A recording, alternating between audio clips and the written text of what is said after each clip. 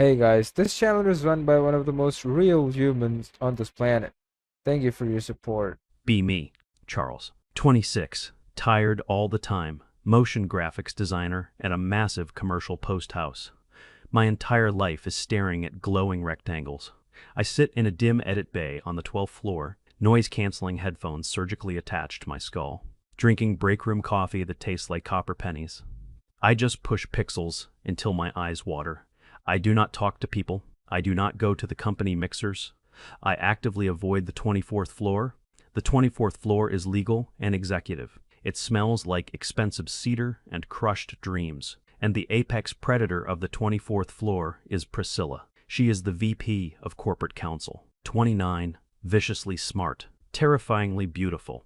Everyone just calls her the executioner. She wears these razor-sharp designer suits, Louboutin heels that sound like a ticking clock on the hardwood. She has an expression of permanent contempt for everything. Breathing. They send her downstairs to terminate bad contracts. She fires department heads before they even know what happened. She kills lawsuits quietly before the news gets them.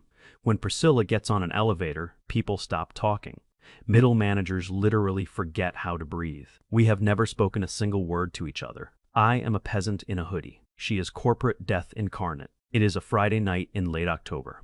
The building is completely empty by 5. I am stuck at my desk until almost 10, waiting for a massive video file to finish exporting. My brain feels like hot soup. The progress bar finally hits 100%. I grab my stupid green backpack. I drag myself out to the main hallway. Everything is silent except the emergency lights humming. They sound like they are judging my life choices. I step into the main elevator, hit the button for the ground floor, lean my head against the cold mirrored wall, close my eyes for 3 seconds, hold the doors. The voice is cold and sharp. I panic and slap the open button with my palm. Priscilla steps in. She radiates expensive perfume and professional menace. Charcoal suit and a white silk blouse. Leather briefcase gripped tight in her hand. She does not even look at me. "Lobby," she says to the air. She acts like I am the elevator operator. "Already pressed," I mutter. I shrink as far back into the corner as physically possible. The metal doors slide shut. We start dropping down. Between floor 8 and floor 7, the whole box shudders. It is not a dramatic movie snapping sound. Just this violent jolt and a horrible grinding noise. My stomach completely drops out. Then a massive clack echoes up the shaft. Dead stop. The main lights instantly cut out. Pitch black for 2 seconds. Then the emergency lighting flickers on. It is this dim, sickly yellow color. The ventilation fan spins down and goes totally silent. "What did you do?" Priscilla snaps at me. "I literally existed," I say back. She ignores me and jabs the door open button. Nothing happens. She hits the emergency call button. It rings 3 times and goes to an automated voice. Due to scheduled maintenance, response times may be delayed. Priscilla pulls out her phone. She stares at the screen. "No service," she whispers. I check my phone. "Yeah, mine is dead too," I tell her. "We are stuck," I say out loud. "Probably until the overnight guy gets called from his house." Priscilla goes very still. She drops her hand to her side. "I cannot be in here," she says. Her voice is suddenly really tight. "I have a deposition prep first thing in the morning, and I need air." I point up at the ceiling. I said, "I need air, Charles," she snaps. Wait, she actually knows my name. Her breathing starts speeding up. I can see her hands shaking against her briefcase. She backs up until her shoulders hit the mirror. The executioner is having a massive panic attack. She is totally losing it. I drop my green backpack on the floor. "Hey," I say quietly, "sit down before you fall down." She tries to shake her head and resist, but her knees literally buckle. I step forward and catch her elbow. I guide her down to the ugly carpeted floor. She pulls her knees up tight. "Breathe with me," I tell her. "In for 4 seconds and hold it." "I do not need breathing exercises," she hisses, but she immediately does exactly what I said. We sit there in the sickly yellow light. I count out loud for her. 10 whole minutes pass like this. Her breathing finally slows down. She leans her head back against the mirror. "If you ever tell anyone about this," she says quietly, "I will end your career by Monday morning." "I animate spinning logos," I reply. "I have 0 audience to tell." She lets out this long breath. She laughs exactly once. It sounds really bitter. She reaches over and unlatches her leather briefcase. She pulls out a wooden box, opens the box and pulls out a bottle. I was supposed to give this to a major client on Monday. It is Macallan 25. Still got the plastic seal on the cork. She stares at it for exactly 1 second. Then she rips the plastic off. She pops the cork with her thumb. She takes a huge pull right from the bottle. She winces really hard. She wipes her mouth with the back of her hand. She slides the heavy glass bottle across the carpet toward me. "Drink," she says, "or I will fire you retroactively." I pick up the bottle. I take a drink. It tastes like unbelievable wealth and terrible life choices. It burns all the way down to my shoes. Hours start to pass. We are just sitting on the floor of a broken box. The building is getting colder by the minute. We pass the bottle back and forth. We are rationing it responsibly. We are keeping corporate liability somewhat intact. She starts complaining. She is talking really fast now. She complains about the CEO and his stupid hair. She complains about sitting in endless boardrooms. She complains about being young and female in this company. "You are never allowed to be soft," she says. "The second you show a crack, they try to bury you. I built the wall because it works, Charles, but it is so exhausting." She shivers violently. The yellow light makes her look totally wrecked. I am wearing my thick gray zip-up hoodie. I have my heavy canvas jacket over it. I take off the canvas jacket. I hold it out to her. She looks at it like it is a trap. Then she takes it and pulls it over her shoulders. It is way too big on her. She leans her shoulder against my arm. The silence is not hostile anymore. It feels really charged and heavy. She rests her head right on my shoulder. I literally stop breathing. I do not move a single muscle. She tilts her head up and looks at me. Her eyes are dark and tired. We lean a tiny bit closer, just millimeters apart. The air feels incredibly thick. Then a massive bang echoes through the shaft. The power slams back on. The bright white overhead lights blind us. The elevator jerks hard and starts moving down. Reality comes rushing back at full volume. Priscilla scrambles backward away from me. She practically jumps to her feet. She straightens her charcoal skirt. She fixes her hair behind her ears. She shoves the expensive bottle back into her briefcase. The armor is instantly back in place. She is the executioner again. The doors slide open on the ground floor. 2 building technicians are standing there looking panicked. They start apologizing profusely. She accepts absolutely none of it. "Unacceptable," she snaps at them. She walks right past them into the lobby. She turns her head slightly. "Good night," she says to me. She does not actually look at me. She just walks out into the dark street. I stand there holding my stupid backpack. I realize I do not have my canvas jacket, which means I do not have my apartment keys. They are in the left pocket. I groan out loud in the empty lobby. I have to walk 3 miles to my sister Sabina's apartment. Sabina is 28 and deeply exhausting. She is always reading pop psychology books. She opens her door at 2 a.m. She is wearing a robe and holding a mug of herbal tea. "Charles, what is happening?" she says. "Why are you projecting this chaotic energy into my home at this hour?" "I got stuck in an elevator and lost my keys," I say. "I just need your couch."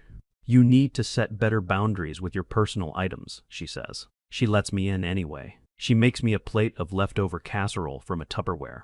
I sleep on a couch that smells like patchouli. The next day, I have to call my leasing office. The landlord is a guy named Albert who hates me.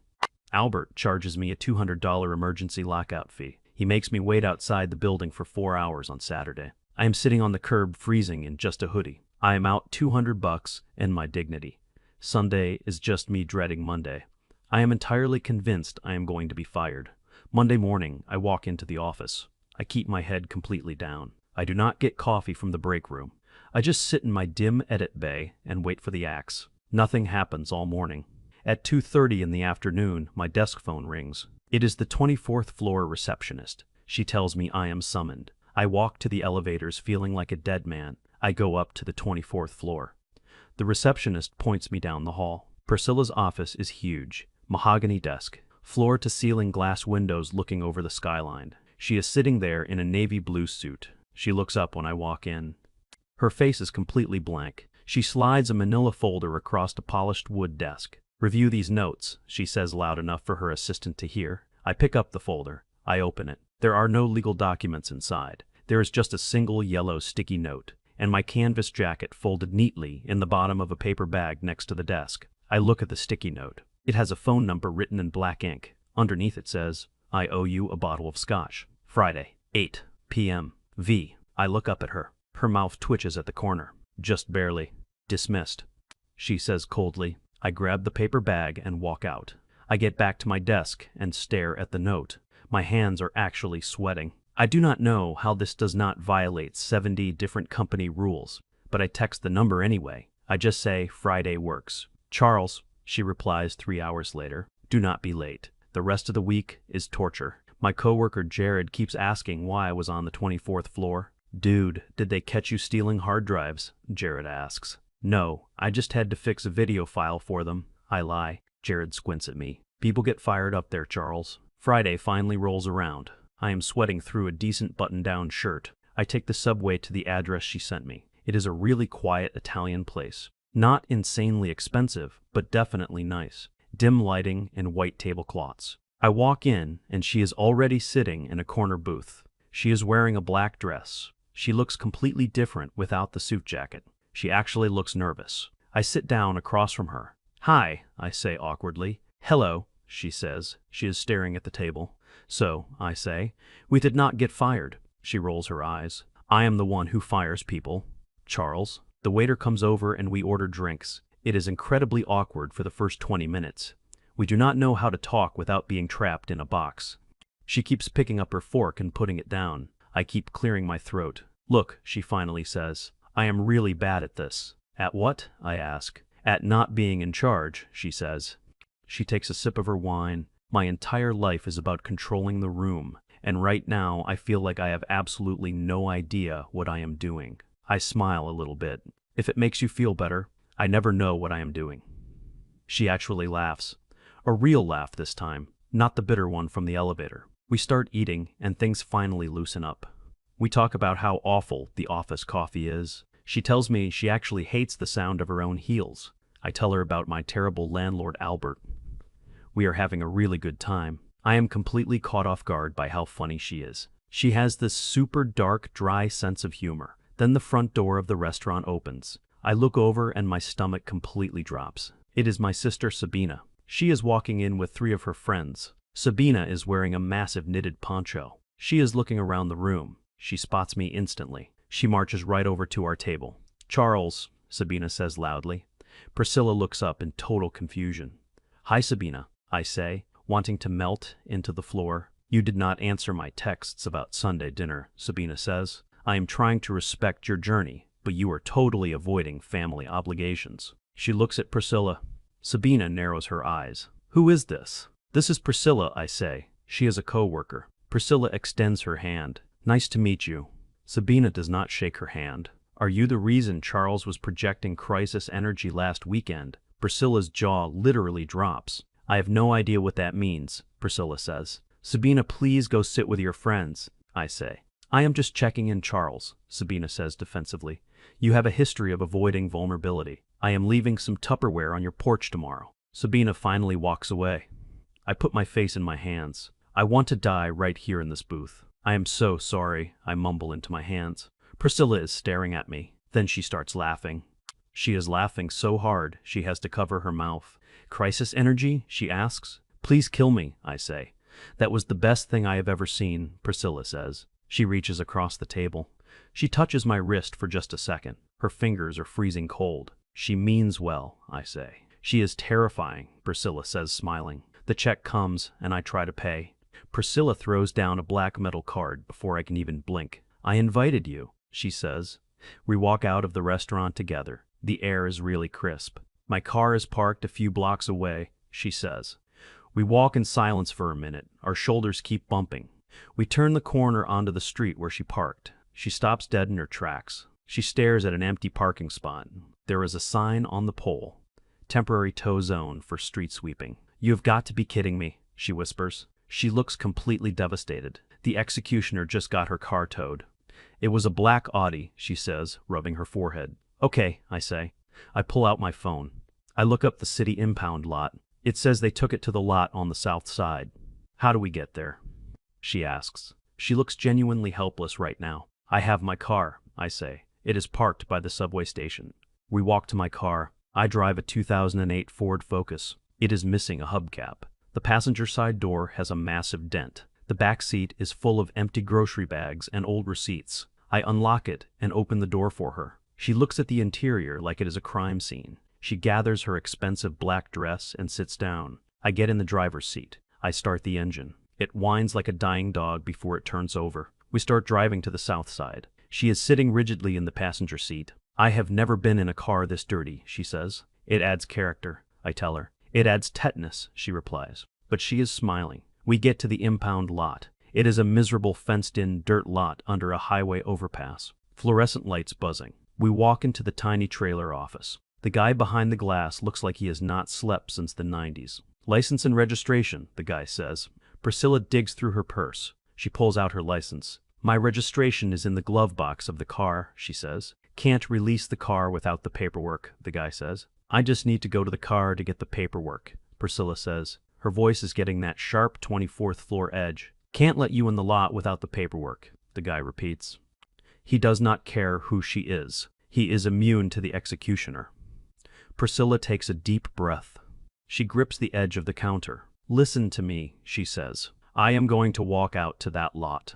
I am going to get my registration. And if you try to stop me, I will personally drag you through so much litigation, your grandchildren will be paying my firm. The impound guy just stares at her.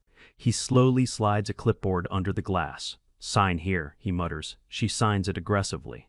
They make her pay a $300 release fee. She pays it with the black metal card. We walk out to the dirt lot. Her black Audi is sitting there covered in dust. She unlocks it and just leans against the hood. She looks exhausted. This night was a disaster, she says. She looks down at her expensive heels in the dirt. I walk over to her. I had a really good time, I say. She looks up at me. My sister yelled at you, and your car got kidnapped. It was memorable, I say. She smiles tiredly. She reaches out and grabs the strings of my hoodie. She pulls me slightly closer. She is standing right in front of me. The highway traffic is roaring above us. She goes up on her toes. She kisses me. It is really soft and completely unexpected. She pulls back and looks at me. Follow me to my place, she says quietly. I want to make sure the car drives okay. I swallow hard. Yeah, I say. Okay. I get back in my terrible squeaking Ford Focus. I follow her shiny black Audi across town. She lives in a massive luxury high-rise. We park in the underground garage. We ride the elevator up. Neither of us says a word about being in an elevator. She unlocks her door. Her apartment is exactly what you would expect. White walls, modern art, spotless glass tables. No clutter anywhere. It looks like nobody actually lives here. She drops her keys on the kitchen counter. The metal clinks loudly in the quiet room. She kicks off her heels. She walks into the kitchen and pours 2 glasses of water. Hands me one. Thank you for driving me, she says. Anytime, I say, holding the cold glass. She leans back against the counter. She looks around her own empty living room. I do not really know how to do this, she says suddenly. She sounds incredibly vulnerable. Do what? I ask. Let people in, she says. She looks down at the marble counter. Everyone at work thinks I am this machine, and I have to be. If they find out about us, they will use it. HR will have a field day. They will say I am compromising company policy. She looks back up at me. They could fire you, Charles. I know, I say. I put my glass down next to her keys. I am just a guy who makes text spin on a screen. I can get another job. She shakes her head. You do not get it. I do not want to hide you. But if we do this, it is going to be incredibly messy. I am messy, I tell her.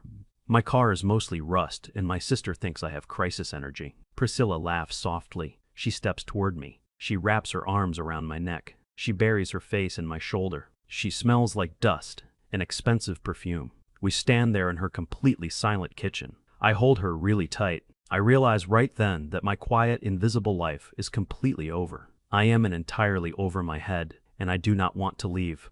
My phone buzzes in my pocket. I ignore it. It buzzes again. It is probably Sabina leaving a voicemail about boundaries. Priscilla pulls back slightly. She looks at the clock on the stove. It is almost 2 a.m. She grabs a pen and a piece of scrap paper from a drawer. She writes something down. She folds it and tucks it into my hoodie pocket. I have a flight to Chicago for deposition in 4 hours, she says. She looks really sad about it. I have to pack. She grabs a small black suitcase from the hall closet. She drags it into the living room. Call me on Sunday, she says. She points at my pocket. Do not lose that piece of paper. I nod slowly. I walk toward the front door. I look back at her. She is standing in the middle of her huge, empty apartment, suitcase on the floor. keys shining on the counter. I open the heavy wooden door. I step out into the hallway. The latch clicks shut behind me. I reach into my pocket and pull out the folded paper. It just says, "Don't disappear on me." My phone buzzes again, voicemail tone chiming in the quiet hallway. I press the elevator button to leave.